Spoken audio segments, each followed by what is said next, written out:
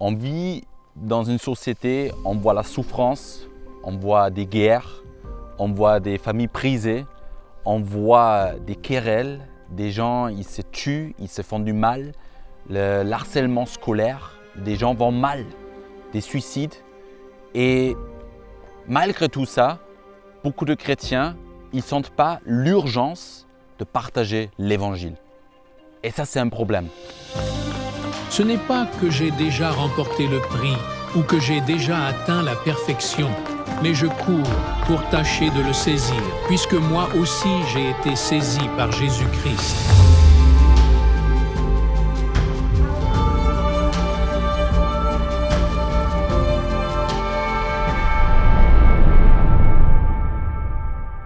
Moi, je m'appelle Manuel Reicher et je suis évangéliste. Je vis à Marseille, je suis marié, j'ai 4 enfants et j'ai le privilège de vous amener dans ce deuxième épisode, maintenant, ici, présent. Alors, j'aimerais vous partager une première histoire qui montre qu'il y a une urgence. Il y a une urgence. Et on ne peut plus se taire en tant que chrétien. On est appelé de parler. On ne peut plus se taire. Et pourquoi on ne peut plus se taire? C'est ça. À cette question, on va répondre maintenant dans cet épisode-là. Alors, j'ai parlé une fois avec une personne, elle m'a raconté son témoignage. Comment elle a grandi, qu'est-ce qui s'est passé dans sa vie, qu'elle ne connaissait pas Jésus, elle a vécu une vie difficile, beaucoup de souffrance. Et les gens aujourd'hui sur la terre, ils expérimentent beaucoup de souffrance. On peut dire qu'ils vivent déjà l'enfer sur la terre parce qu'il y a beaucoup de méchanceté. Et cette personne m'a raconté un peu son histoire. Et elle a partagé qu'un jour, elle a eu une situation assez difficile parce qu'elle est presque morte. Il y avait un bus, c'était un camion qui est venu derrière elle et qui a roulé sur elle, l'écraser. Et elle ne peut pas s'expliquer comment. C'était un miracle qu'elle a survécu. Elle n'avait rien du tout. Elle n'avait pas de... Il n'y a rien qui s'est passé, mais le camion a roulé sur cette personne-là. Et il ne pouvait pas expliquer comment c'est possible qu'elle a survécu et qu'elle n'avait pas des problèmes sur son corps. Et plus tard, dans sa vie, elle a trouvé Jésus. Elle a trouvé Jésus, qu'il est mort à la croix pour ses péchés, et elle a donné sa vie à Jésus. Et quand elle était un jour après, au début de sa vie en tant que chrétien, dans un rassemblement de certains chrétiens, il y avait un moment de prière. Et durant ce moment de prière, elle-même, elle était après plus consciente de ce qui s'est passé. Mais ce qui s'est passé, en fait, il y a un démon qui s'est manifesté. Et pendant qu'elle ne se souvenait plus, mais après, les personnes qui étaient présentes et qui ont prié, ils ont partagé ce qui s'est passé. En fait, elle était dans cette réunion et ils ont prié. D'un coup, il y a un démon, elle l'a jeté par terre et il a commencé à parler à travers de la personne. Et il était en colère. Il était tellement en colère. Il disait que non, je voulais tuer cette personne, mais je n'ai pas réussi. Ce démon était tellement en colère. Il dit, je voulais qu'elle meure avec cet accident, avec ce camion qui l'écrase. J'ai essayé de la détruire, mais je n'ai pas réussi. C'est ce démon qui a exprimé ça. Et le démon, il était chassé, elle était délivrée et elle était une nouvelle personne. Et je vous partage ce témoignage parce que nous aussi, aujourd'hui, dans la vie de Jésus, on est confronté à beaucoup de mauvaises choses et aussi à des démons. Et le diable, il veut détruire. Il veut détruire ce que Dieu il a créé. Dieu, il a créé l'humain et il l'a créé à son image. Et Dieu, il veut la vie pour nous tous. Mais le diable, lui, il veut juste détruire. Et c'est pour ça qu'il y a une urgence. Et on voit dans ce témoignage que je viens de vous partager qu'il y a des mauvais esprits, ils sont bien réels, qui travaillent avec le diable et ils veulent détruire. Ils veulent détruire l'humain. C'est pour ça qu'il y a une urgence parce qu'en tant que chrétien, on a une solution à apporter. On a une solution à tout problème sur la terre. Cette solution s'appelle Jésus. Moi-même, quand j'étais au début de mon parcours chrétien, et je vais vous raconter dans un autre épisode que moi-même, j'ai expérimenté une délivrance comme ça. Mais après la délivrance, ce qui s'est passé tout de suite, c'est comme ma vie spirituelle était allumée. Et j'ai eu, tout de suite dans la même nuit, j'ai eu un rêve. Et en fait, c'est ce qui est beau, Dieu, il parle dans les rêves. Dieu, il parle dans les rêves. Et il nous fortifie et il nous dit des choses. Et dans cette nuit même, j'ai eu un rêve. Et j'étais à Marseille et je me suis retrouvé dans une rue. Et dans cette rue, il y avait un grand trou au milieu. Il y avait un trou et il y avait plein de feu dans ce trou-là. C'est comme un feu qui brûle. Oui, c'est ça. Et de tous les deux côtés, droite et gauche, il y a des voitures qui sont venues et qui sont rentrées tous trois à fond dans ce trou-là. Et ils ont brûlé. Et moi, je voyais ça et je me suis dit, non, mais vous ne voyez pas ce trou-là? Il faut que vous faites un détour. Ce n'est pas possible que vous rentrez avec vos voitures là dans ce trou là-dedans. Ce n'est pas bon. Vous ne voulez pas mourir. Et j'ai couru avec toute ma force que j'avais. Je courus autour de ce trou et j'ai arrêté des voitures pour qu'ils ne meurent pas et qu'ils ne rentrent pas dans ce trou là-dedans. Et après, je me suis réveillé.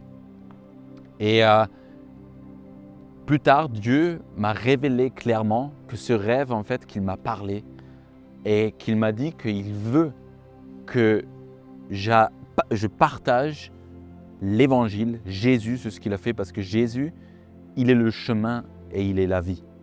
Et celui qui ne croit pas en Jésus, il vit dans une condamnation, il vit et il marche sur un chemin de perdition qui amène à la mort. Et le seul chemin pour ne pas rentrer dans ce trou là-dedans, où il y avait plein de feu, c'est de suivre le bon chemin, qui est Jésus. Et c'était un appel de Dieu pour dire, regarde, je te demande, fais quelque chose de ta vie pour que tu aides à toutes ces personnes-là qui sont en plein chemin de perdition, de les arrêter et pour les amener sur le chemin de la vie. Il y a une urgence. En tant que chrétien, on ne peut plus se taire. Et j'aimerais vous donner 4 raisons. Pourquoi, si tu es chrétien, tu ne peux pas te taire?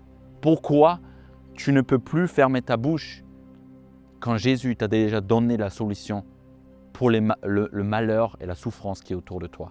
La solution, c'est Jésus. Et pour ça, tu n'as pas besoin d'avoir un appel pour le ministère à temps plein.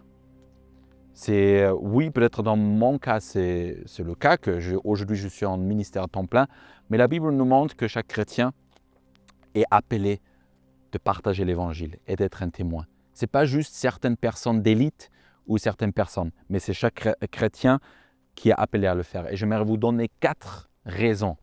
Pourquoi? La première raison, et pour chacun on va lire un verset de la Bible, la première raison, c'est qu'il y a en total 4 appels. Il y a 4 cris qu'on peut voir. Et là, le premier cri qu'on peut lire, c'est en Marc 16, verset 15. J'aimerais vous le lire. C'est le cri qui vient directement d'en haut. Il y a écrit, et c'est Jésus qui parle, il dit, puis il leur dit, c'est avant de monter dans le ciel, avant qu'il quitte la terre, Jésus, il dit à ses disciples, allez par tout le monde et prêchez la bonne nouvelle à toute la création. Alors, je ne sais pas, mais ça ne peut pas être plus clair. Jésus dit à ses apprentis qu'il a pris avec lui, il les a formés avant de quitter la terre. Alors, imagine-toi une fois. Imagine-toi, tu es en couple. Moi, je suis marié. Imagine-toi. Et tu vis une relation avec cette personne. Tu partages des beaux et des moments plus difficiles. Et tu vas mourir. Ou tu vas quitter la terre. En tout cas, Jésus, il a quitté la terre. Et maintenant, tu as les derniers mots que tu vas dire à cette personne-là. Ça va être des mots importants. Ça va être des mots qui ont un certain poids. C'est les derniers mots que tu vas leur dire. Ça doit être quelque chose d'important. Et là, on vient de lire les derniers mots de Jésus avant qu'il est monté dans le ciel. C'est ce qu'il a dit à ces personnes qui étaient avec lui pendant 3 ans. Il les a formés dans le but qu'eux, ils continuent. Après, quand il a quitté la terre, qu'ils continuent. C'est ce que Jésus l'a fait aussi. Et il leur dit, allez. Et j'aimerais te dire, là, dans ce passage, ce n'est pas une invitation. C'est un commandement. Le mot qui est utilisé, aller, ce n'est pas si tu te sens, j'aimerais bien, peut-être, ou c'est une option. Non, il dit en fait, allez. Parce qu'il y a une urgence. Le cri vient d'en haut, l'appel vient d'en haut. Et pourquoi on peut dire que c'est aussi pour chaque chrétien? On peut dire oui, c'était pour les disciples à l'époque. Mais on peut lire en Matthieu 28, on peut lire aussi que les mots que Jésus a dit à ses disciples à la fin, il a dit encore plus de choses aussi. Et il a dit, faites de toutes les nations des disciples. Un disciple, c'est un apprenti de Jésus. Et il dit, faites de toutes les nations. Ça veut dire, c'était pas juste pour les 12 disciples qu'il avait choisis, qui le suivent, qui sont devenus les apôtres, les envoyés. Il a dit maintenant, vous, les 12, toutes les nations, c'est toute la terre. C'est toute la terre. Faites de toute la terre des disciples de Jésus. Ça, c'était l'appel. Et après, il continue. Il dit quelques détails, de les baptiser, toutes ces choses-là. Mais après, il dit, et enseignez-leur à faire, à observer, à obéir à tout, pas juste une partie, à tout ce que moi, je vous ai enseigné et montré à faire. Alors, oui, c'était des paroles à ces 12 disciples, mais il dit, tout ce que je vous ai donné, toutes les nations, amenez-le à faire la même chose.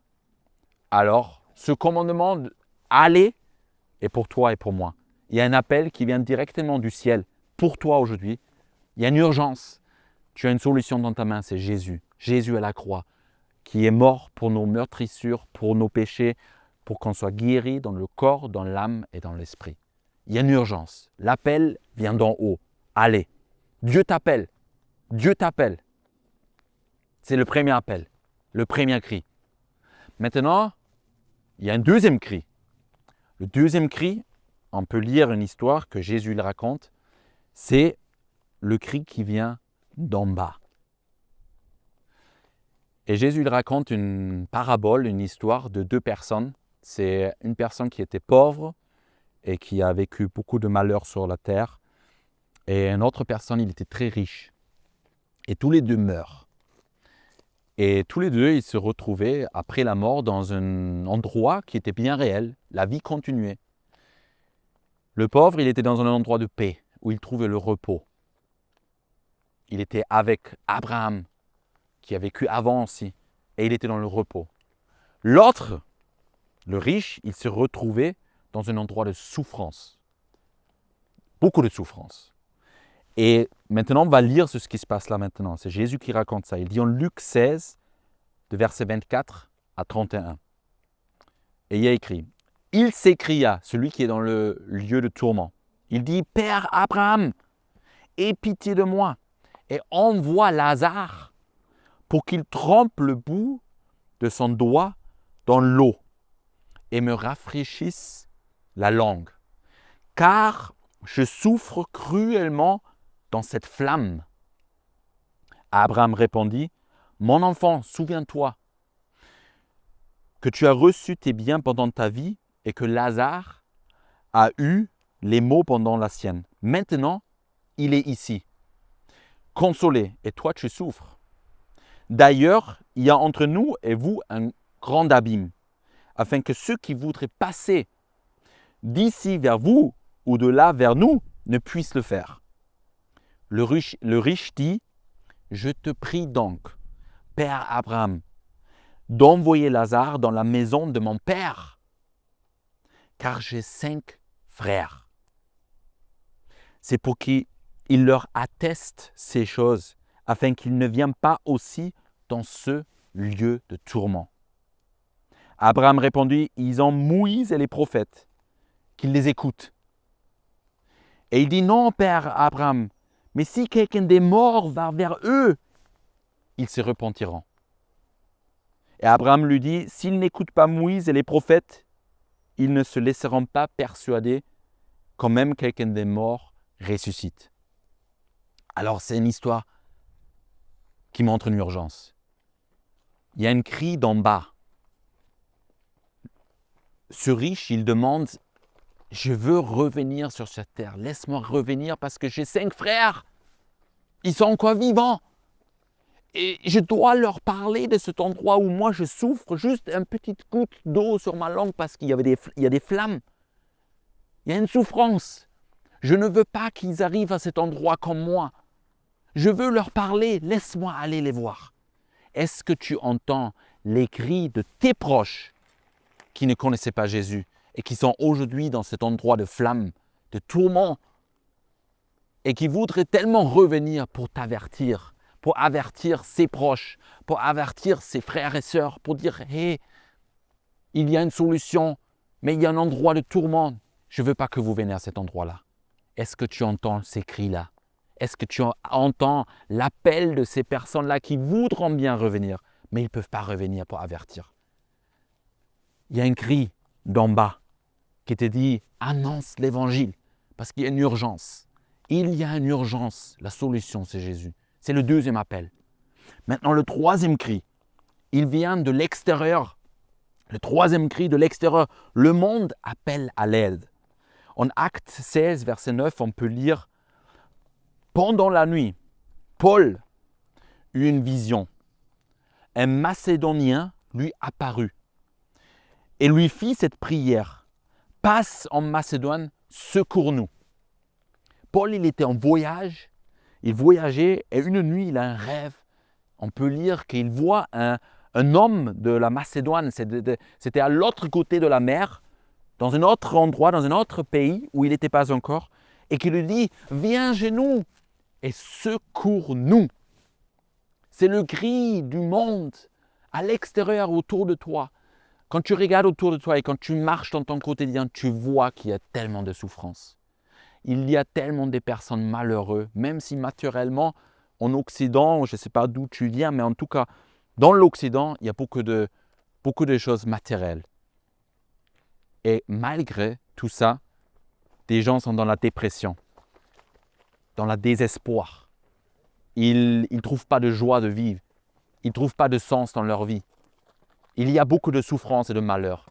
Et ils appellent de l'aide. Chaque plainte, quand tu marches dans la société autour de toi, quand tu vas à l'école ou à travail et tu entends des gens se plaindre tout le temps de toutes choses, c'est un appel, c'est un cri au plus profond de leur âme qui dit « Je ne vais pas bien, je ne vais pas bien. Est-ce qu'il y a une solution à tout ça? Je ne vais pas bien, je ne suis pas en paix dans mon âme. » C'est un cri spirituel. Est-ce que tu l'entends? Est-ce que tu l'entends? Le monde appelle à l'aide. Est-ce que tu entends ce cri? J'aimerais te dire une histoire, une expérience que j'ai vécue. J'étais faire les courses et j'étais à Carrefour Market. Et j'étais à la caisse pour payer et il y avait beaucoup de monde. C'était rempli. Et la caisse, il y avait une queue et les gens, ils attendaient. Et la caissière, elle a dit qu'après moi, la caisse va être fermée. Alors, je signale aux personnes qui sont après moi que la caisse est fermée après moi, qu'ils ne peuvent pas rester, quoi.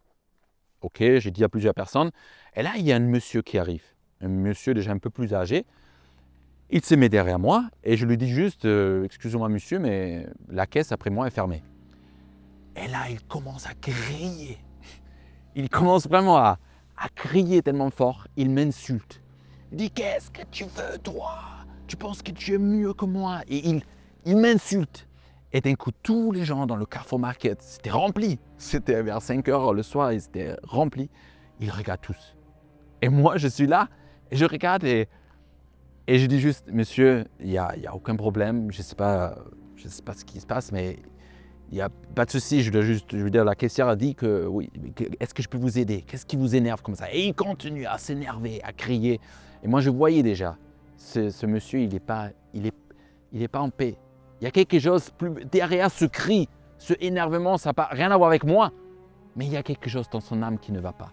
Alors je me suis dit, après avoir payé, je vais lui parler. Alors la caissière après, elle m'a remercié, elle a dit vraiment, monsieur, merci que vous êtes resté aussi calme, et merci pour la manière comment vous avez géré, au point qu'elle a rouvert la caisse. Elle a rouvert la caisse et elle a dit, allez, venez tout le monde, ça lui a donné du courage. Ensuite, après, je suis allé voir ce monsieur-là et je lui parle et je dis « Qu'est-ce qui se passe, monsieur? Comment je peux vous aider?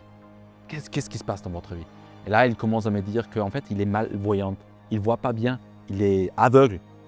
Et il me dit que sa vie est difficile. Et il me confesse tous ses malheurs en fait. Et j'ai dit, mais vous connaissez Jésus? Il dit non, il a dit je suis juif. Et j'ai dit, ben, est-ce que tu as entendu parler de Yeshua? Et il dit non, jamais entendu. J'ai dit, c'est vrai, tu es juif et tu n'as jamais entendu de Yeshua? Est-ce que tu as déjà lu Ésaïe? Et il a dit, mais je ne vois pas. Comment je peux lire? J'ai dit, alors, est-ce que tu veux qu'on se voie et on lit ensemble Ésaïe ensemble sur le Messie à venir et tout ça? Il a dit, ouais, allez. On a fait rendez-vous et il m'a dit, viens dans un bar. Je suis venu dans un bar et là, il attendait, il était assis. Et moi, je commence à lui parler de Jésus. Et j'ai dit, tu as déjà entendu de Jésus? Il a dit, jamais. Alors, je lui partage l'évangile. Et je partage l'évangile et imaginez-vous la situation. Il ne voit pas. Alors, il regarde toujours ailleurs. Il ne m'a pas regardé moi. Il regarde ailleurs. Il le fait, regarde autour et tout ça.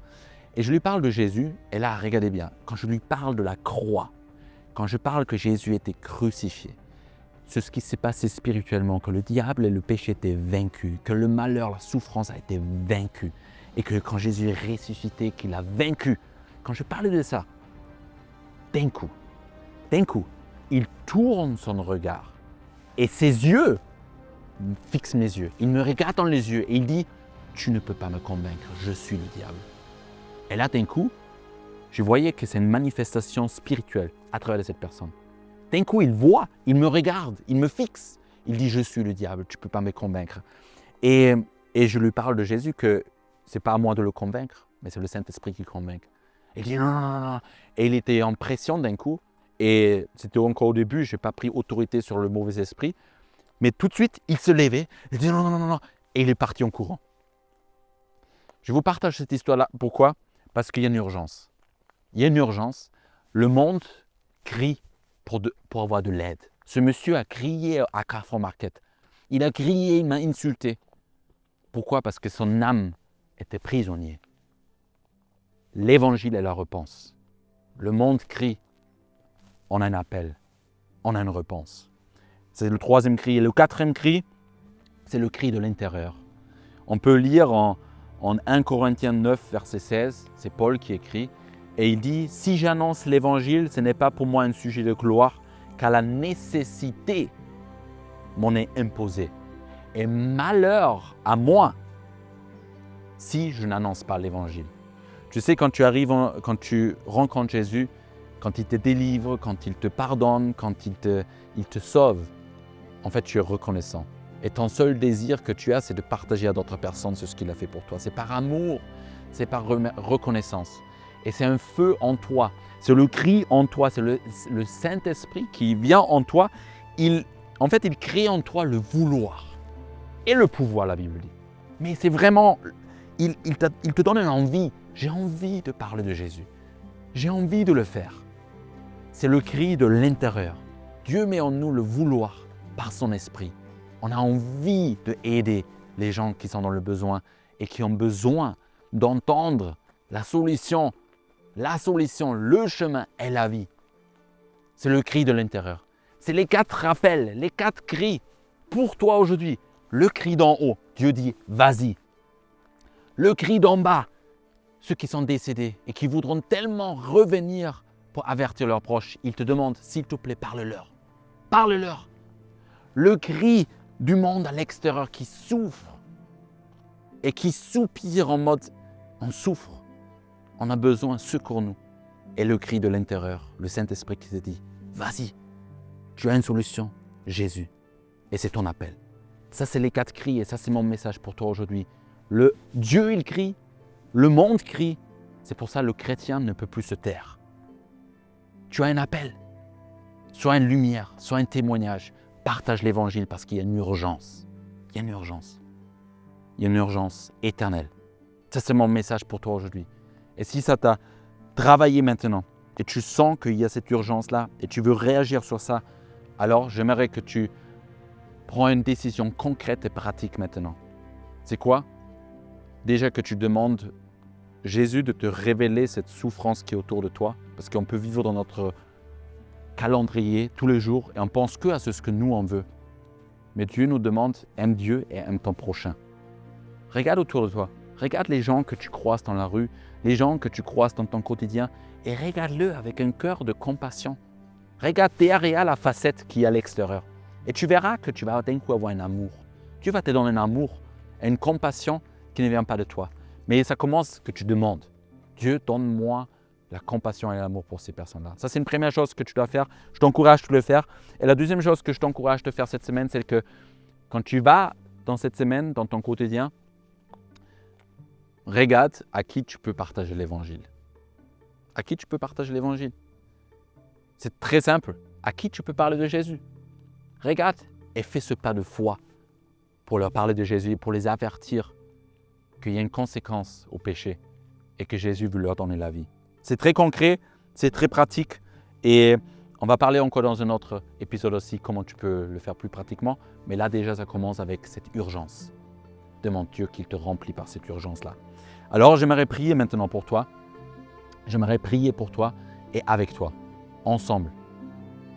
Si c'est ton désir là maintenant de prier avec moi, alors on va demander de Jésus ensemble qu'il te révèle cette urgence autour de toi et que tu portes cette solution et que tu es appelé.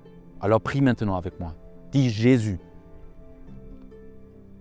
je ne sens pas cet amour pour les gens. Et je te demande pardon pour ça. Mais maintenant, je te demande, crée en moi ce désir de annoncer l'Évangile. Et ouvre mes yeux spirituels pour que je voie derrière les facettes. Ouvre mes yeux pour que je puisse aimer les gens qui ne sont pas aimables. Pour que je puisse aimer mes ennemis. Je te remercie. Amen. Alors maintenant, tu verras que Dieu, il va te parler, il va te donner des rêves et il va te faire voir cette urgence que tu as une solution et que tu dois l'annoncer. Alors, vas-y, je t'envoie personnellement à être ce porteur de lumière et de annoncer l'Évangile et que tu vois chaque situation, une urgence, peut-être c'est la dernière fois que cette personne a la possibilité d'entendre parler de Jésus. Alors, je te donne rendez-vous pour la prochaine épisode qui va venir bientôt et on va parler sur le fait que beaucoup de personnes, ils font des choses par obligation et par religiosité et pour être quelqu'un, pour devenir un fils, mais Dieu nous montre l'inverse, que nous sommes déjà tout en lui et que toute chose qu'on fait, ce n'est pas par religiosité, mais c'est par une reconnaissance et un amour et que nous sommes fils de Dieu parce que c'est la base de toute chose, notre identité. Alors je vous donne rendez-vous à la prochaine épisode. Merci.